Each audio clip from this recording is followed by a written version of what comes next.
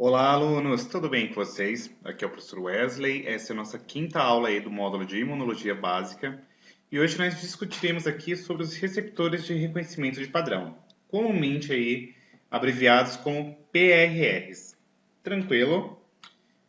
Então, como que a nossa aula está estruturada? Nós faremos aí uma breve recapitulação da nossa quarta aula, naquela a qual eu havia descrito aí os princípios de reconhecimento de antígeno pelo sistema imune inato, que nós já sabemos de antemão que é um princípio de reconhecimento de padrão.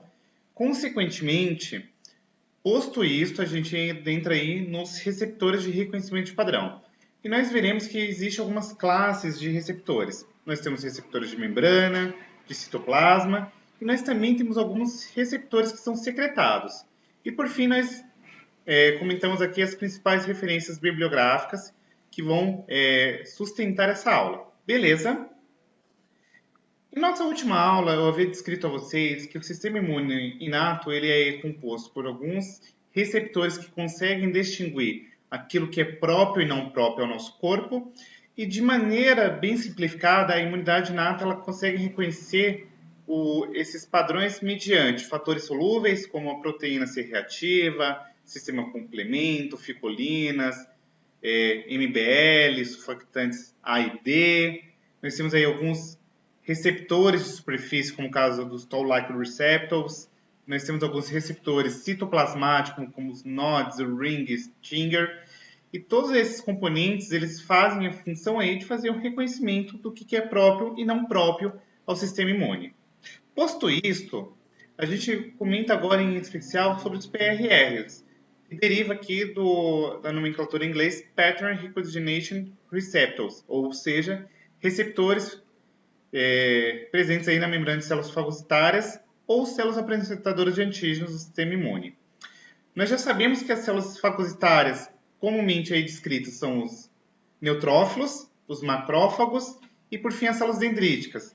E as células apresentadoras de antígeno do sistema imune inato são bem descritas aí pelos macrófagos e células dendríticas, certo? E além disso, além dos PRRs que estão presentes aí nessas células, nós temos alguns fatores solúveis aí nos fluidos biológicos que também têm essa função de fazer reconhecimento de padrão.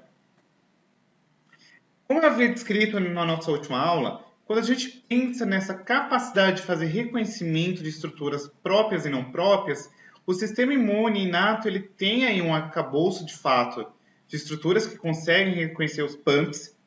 A quem não se lembre, os PAMPs são os padrões moleculares associados ao patógeno, e nós temos aí uma classe de números de moléculas que conseguem reconhecer esses padrões moleculares.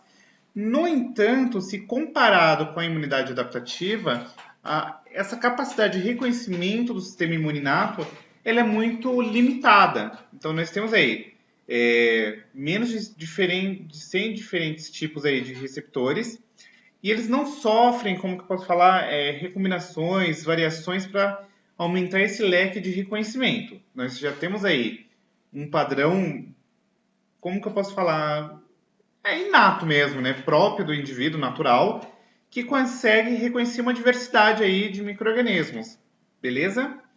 Em contrapartida, o sistema imune adaptativo ele tem aí uma propriedade muito mais elaborada, muito mais refinada desse processo de reconhecimento. E aí esses receptores de reconhecimento de padrão, eles podem estar em diferentes localizações aí dentro de uma célula.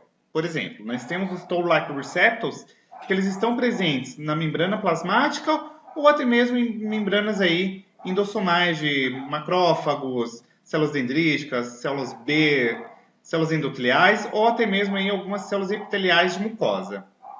E aí, como exemplificação, nós temos os Toll-like receptors, que no caso da espécie humana, salvo não me falha a memória, nós temos aqui diferentes 11 tipos, tá? Geralmente estão aí associados a uma ligação à interleucina 1 e etc.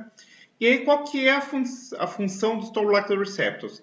É conseguir reconhecer os PAMPs e, consequentemente, induzir várias respostas aí que geralmente estão atreladas com liberação de mediadores inflamatórios e, consequentemente, a indução do processo inflamatório ou até mesmo a indução do processo de fagocitose.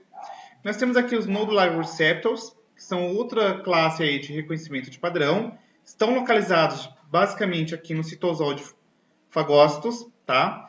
E aí nós temos também presente em citosol de células epiteliais e outras células.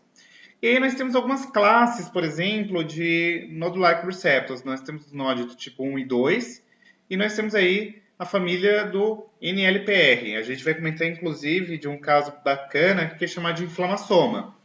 E aí, qual que é a função dele? É se ligar aqui com um peptídeo glicano, por exemplo, de bactérias, quando a gente está falando do node tipo 1 e 2. E no caso do inflamassoma, é fazer agora uma indução de um processo aí de piroptose, inflamassoma, que é uma destruição de micro-organismo quando acontece aí uma injúria. Isso daqui acontece mediante formação de cristais intracelulares, como urato, sílica, etc. Certo? Nós temos os LZRs, que também estão presentes no citosol de fagócitos. E nós temos aqui o caso dos stingers e etc., que está atrelado aí com bactérias e DNA viral. Isso é um overview do que a gente vai adentrar agora com mais detalhes na nossa aula. Então, como eu havia descrito a vocês, os receptores aí de reconhecimento de padrão, eles estão distribuídos em várias localidades de uma célula. Eles podem estar aqui na membrana da célula, então eles vão reconhecer aí, patógenos extracelulares. Nós temos aqui alguns casos de receptores que estão próximos ali do citosol, então eles vão reconhecer patógenos intracelulares, tem receptores endosomais. Salvo não me falha a memória, acredito eu que também tem alguns receptores que possam estar até atrelados aí com região de núcleo, mas não é muito bem descrito na literatura científica isto. Por fim, a gente pode observar, por exemplo, como se dá o reconhecimento, por exemplo, de um vírus de DNA dupla fita, como um caso, por exemplo, de um caso no qual a gente pode pegar aqui um DNA. Ó. Ele consegue fazer toda uma cascata de sinalização aqui via Stinger, de modo que a gente tem agora a liberação de interfero do tipo 1 e, consequentemente, a gente faz aqui a eliminação desse micro-organismo, tá? Então, por exemplo, você tem um retrovírus, ele faz retrotranscrição, forma um DNA aqui, o DNA, consequentemente, sinaliza intracelularmente um complexo chamado de Stinger. O Stinger, ele se liga aqui na molécula de DNA, fazendo com que haja transcrição de fatores aqui para o interfero do tipo 1 e, consequentemente, você tem uma resposta antiviral.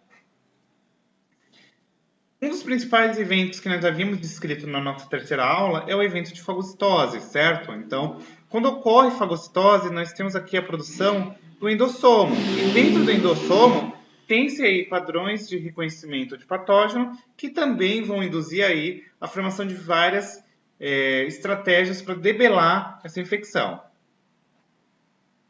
Então, um dos mecanismos aqui que eu havia descrito na nossa terceira aula é o mecanismo de fagocitose. Então, você tem aqui vários receptores de membrana. Então, tem receptor aqui de complemento, receptor de lectina, tem alguns fatores aqui, por exemplo, como Toll-like receptors, que fazem com que, consequentemente, a formação aqui do fagossomo induza uma cascata sinalizadora para que, por exemplo, tenha aqui o killing dos micróbios em espécies intermediárias de nitrogênio ou de oxigênio, liberação de enzimas aqui lisossomais para fazer esse processo aí de killing, certo? Então, a gente começa a falar agora do primeiro receptor aí, que é os tipos Toll-like receptors. Os Toll-like receptors, originalmente, eles foram isolados aí em drosófilas, tá? E o que eu quero destacar em especial aqui vocês, que os Toll-like receptors eles estão encontrados aí na membrana plasmática, por exemplo, de macrófagos, neutrófilos, células dendríticas, células endoteliais, células epiteliais. Nós temos aí cerca de 11 tipos de Toll-like receptors. Geralmente estão atrelados aqui à ligação interleucina 1.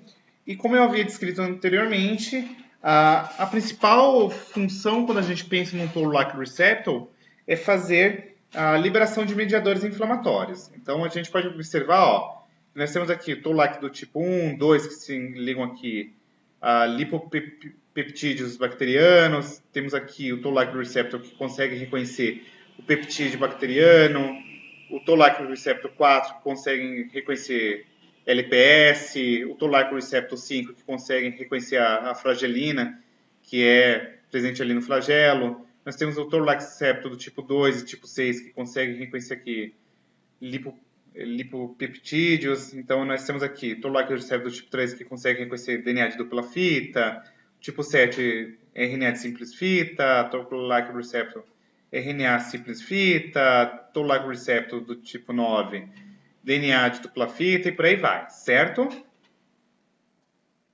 E como que se dá a sinalização do Toll-like receptor? A priori, nós temos aqui um processo denominado como dimerização, certo? E o processo de dimerização, ele faz com que nós temos aqui uma sinalização via dois braços. Nós temos essa primeira aqui, denominada como MID88. Geralmente, a MID88 está atrelada aqui com o Toll-like receptor do tipo 1, 2, 5 e 6. E nós temos um segundo tipo de sinalização que pode estar atrelada aqui com a TRIF, ou TRIF, se preferirem. A TRIF está ligada aqui diretamente com o Toll-like receptor do tipo 3, do tipo 4, certo? E essa sinalização via MID88, o TRIF, faz com que nós tenhamos aqui a expressão gênica de dois produtos. A FN-KB, tá? Não é kappa-beta, pelo amor de Deus, é kappa-B. E IRFs, tá? Que é aqui a expressão de interferon do tipo 1. E aí essa expressão gênica ela pode desencadear dois processos. Nós podemos ter aqui a ativação de genes inflamatórias ou a liberação de interferon do tipo 1. Esse quadro resumo aqui, que foi tirado do ABAS, ele é interessante porque ele já até demonstra, por exemplo, o que acontece quando a gente tem expressão gênica de FN-KB. Você tem aqui a expressão de vários genes inflamatórios, como citosinas, ó, TNF, interleucina do tipo 1, interleucina do tipo 6, quimiosinas. Pode ter aqui a expressão de moléculas de adesão epitelial, como por exemplo a selectina.